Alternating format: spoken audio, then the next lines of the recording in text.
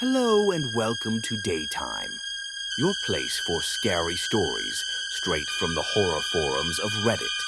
Make sure to like and subscribe for more horror tales of things that go bumping the night. On tonight's episode, a man must seek answers for his friend searching for love. So, do you believe in love at first sight? Because I fell in love with the strange woman in the window.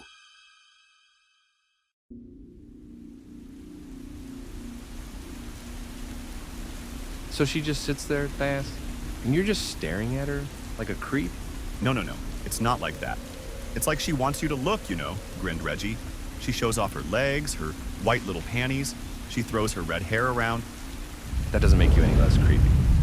She knows I'm there. Hell, last time she smiled at me. She smiled at you, I scoffed. A human woman actually smiled at you. You, Reggie. I get a hell of a lot more smiles than you, He teased. and I swear, she smiled at me. I'm telling you, I'm in love. Tinder not working out for you? Super likes not getting you anywhere? If I had to choose between a random woman smiling at me from a window once every 2 weeks, or getting a match that isn't a bot on the Tinder meat market, I'd choose Window Girl 10 times out of 10. I'll drink to that. And so we did. 6 shots of tequila and a game of pool later, we said our goodbyes. Then he disappeared. One day, he was just gone. No messages, no logins, no goodbyes, no witnesses, no indication of him going anywhere. There were rumors of him being attacked. There'd been news of an up-and-coming masked gang harassing a neighboring town, but nothing was confirmed. The police did a decent job bringing in the usual suspects, but nothing came of it. They even had search parties looking around the old campgrounds. There was talk of having a diver check the lake, but I don't think they ever did. Of course, they were following all leads, but that one thing Reggie'd rambled about on that last night when I saw him. The pretty girl who'd smiled at him from a window. It was a struggle to find out anything about her. This is a big town. Reggie traveled pretty far from work to home. I must have traveled that same road 100 times, back and forth, looking for whatever window he could have seen her in. But he wasn't very specific. There were apartments, houses, rentals, motels, hundreds of windows all along the road. How would I know which one he'd been looking at? I started taking Reggie's road home every day, just to see if I could see what he saw. It was a hassle, but it gave me a pretty good idea about where he'd look, what he'd do. It wasn't a long way out of the city, and I wasn't planning on doing it forever. So I told myself I had to at least try. 6 weeks after his disappearance, I was ready to give up. The police already had. The case had gone cold. There were no more leads to follow. One night, as I followed that same damn road, I stopped at a corner shop to get a Coke. Standing with a cold can in the evening breeze, a thought struck me. Maybe the woman wasn't just someone he happened to see randomly. Maybe it was someone he went out of his way to see. Someone slightly off his usual route. Like someone you might see when you step out to get a Coke. Right across the street from the corner store, just above a bookstore, was a small apartment and had this wide window alcove that overlooked the street. There was someone sitting in the window. She wasn't at all what Reggie had described. She wasn't flaunting her underwear or flipping her hair around. She was this 20-something young woman, cuddled up in the alcove, reading. She had these big, dorky glasses and long brown hair. Not red like Reggie had said. Striking green eyes, just like my first crush had, back in middle school. Still, I couldn't help but to stare. This had to be her. This was the woman Reggie had talked about, and I could see why he'd fallen in love. It was damn near impossible not to. I must have stood there for the better part of 5 minutes. I had every intention to check the address, see who lived there, and try to find out all I could about her. And yet all I did was stand there and gawk as she gently turned the pages. Then, as soon as her head moved in my direction, I looked away and hurried back to my car. It was embarrassing to say the least. I could still see her in the rearview mirror as I got back out on the road. I'd talk to her the next day. Or maybe the day after that, whenever I could work up the courage and maybe find out a bit more about her. I did find out a few things. That corner apartment wasn't a rental, so someone owned it. It hadn't been sold in the past 20 or so years, so whoever owned it had lived there for a while. It was one of the older houses in town, and there were pictures of it from all the way back in the 60s. Even the same bricks, only slightly paled by the sun. The following weekend, I went back during the day. This time, the window was empty. I took the time to just walk around and check the place out, see if I could get a name. I took the time to check out the bookstore under the apartment. It was this old, dusty place that I'd seen for years, but never actually bought anything from. It was run by these two older men, bickering about some nonsense in one of the back rooms. As soon as I entered and that bell rang, I saw their two heads peeking out. "Hey," I called out. You the owners?" They looked at each other, paused, and sighed in unison. One of them, the one without a lengthy beard, approached me. You looking for something? He asked, "It's about the apartment. I don't know if you..." They both rolled their eyes. The man in the back shook his head and went back to his computer. Of course you are. The beardless old man sighed. I'm sorry. We can't help you. "I'd appreciate whatever you know. You've never talked to her?" I haven't even seen her, sorry. My partner told me he's seen her brother once. I could hear a jubilant, "I have," from the back room. I got the feeling that they'd had this discussion a few times already. I'm sorry, they keep to themselves. We don't want to bother them. "Have they never been down here? Bought anything? I saw her reading." Might have, He nodded. but I wouldn't know. I don't ask every customer where they live.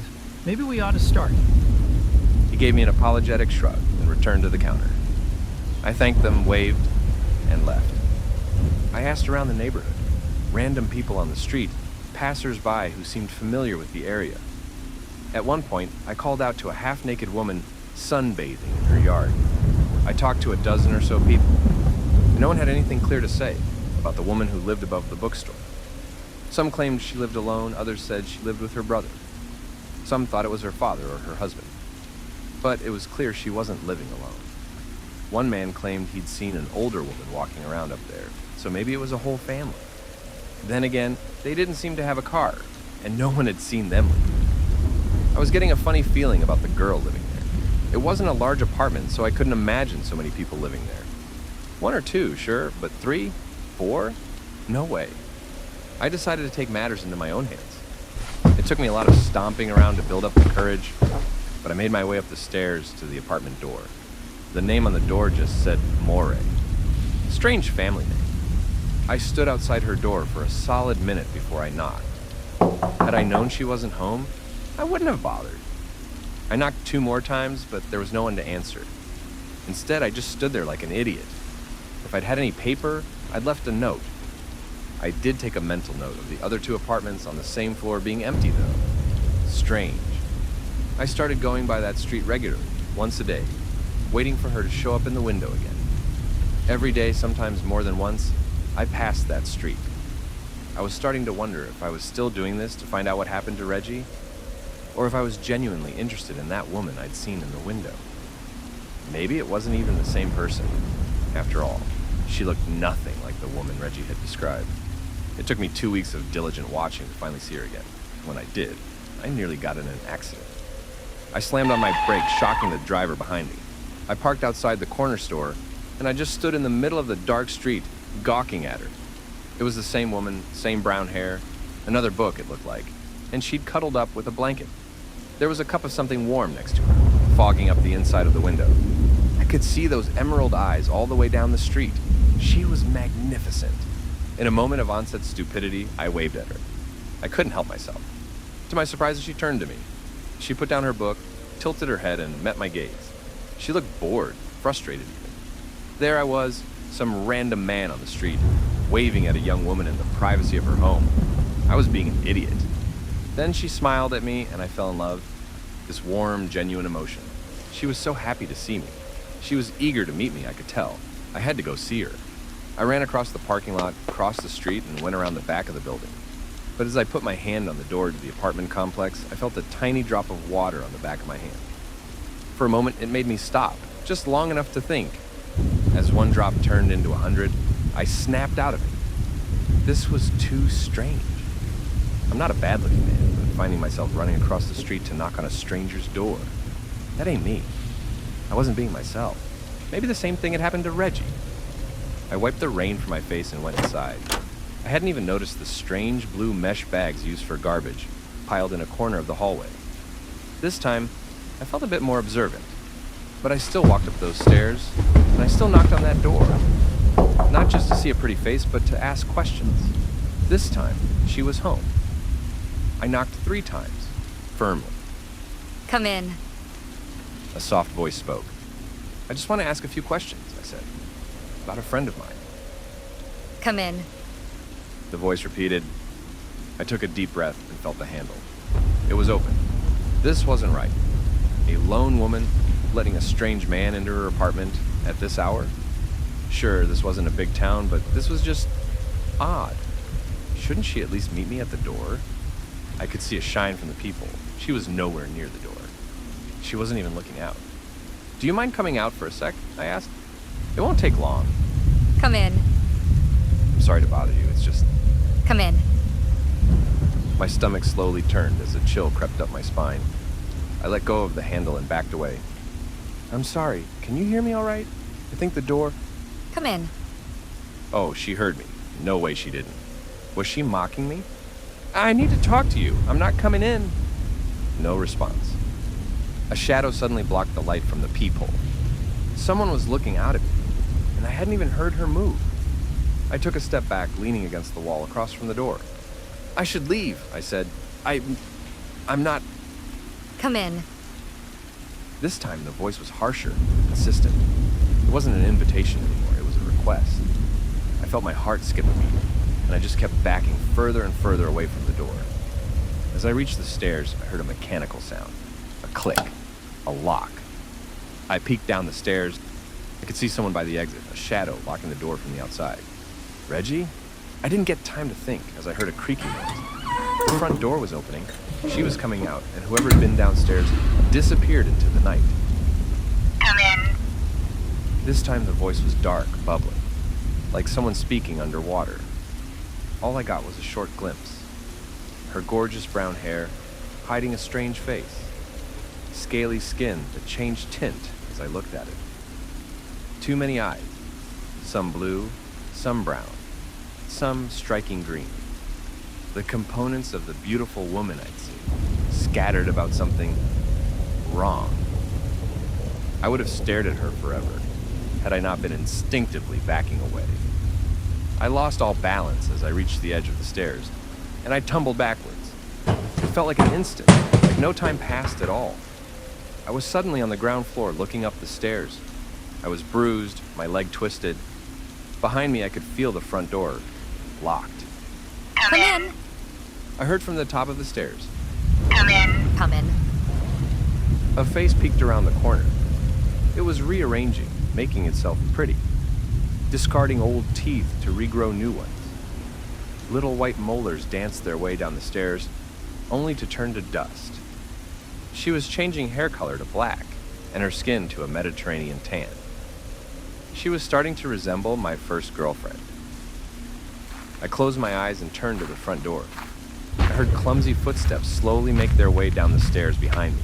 As I pounded on the door, I screamed for help, forcing myself to my feet. Another footstep. Come in.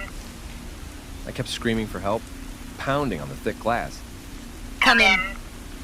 There was a sudden heat near me, someone warm and inviting, the smell of exotic fruit shampoo, something resembling a hand reaching out to me, brushing against my jacket. Then someone stepped out. One of the old men from the bookstore, the beardless one. Instantly, I heard the footsteps behind me hurry, back up the stairs. The old man unlocked the door as I scrambled out of the complex. My twisted leg couldn't support me, so I fell flat onto the pavement, crawling backwards. Away from the thing I'd seen and smelled, the old man looked confused. Call the police, I stammered. Call them, dude. Oh my God. The old man brought out his phone and dialed the emergency number. He kneeled down next to me, putting his hand on my shoulder. Are you okay? He asked. Did that man do something to you? What? The man. That young man by the stairs. Did he hurt you? I just sat there on the pavement. I barely even moved until the police came. I told them I'd been attacked. I told them there was something wrong with the one living in the Morey apartment. I told them about Reggie, about the girl in the window. I must have just kept babbling on and on and on as they took me back to their squad car. The owner of the bookstore just looked at me apologetically and waved goodbye, giving a short statement to one of the officers. I don't think they did a damn thing to whoever or whatever lives in that apartment. I think they did nothing, found nothing, and just chalked it up to me being hysterical. I'm getting mixed messages depending on the officer I ask about it. One says, no one lives there. Another says, they're out of town. One claimed it was some sort of storage. No one is giving me a straight answer. I think Reggie is still out there. I think something was done to him, but I don't know what. I think he lost himself to whatever lives in that apartment. And sometimes, to this day, I stop by that corner store to see if there's someone in that window. And sometimes there is.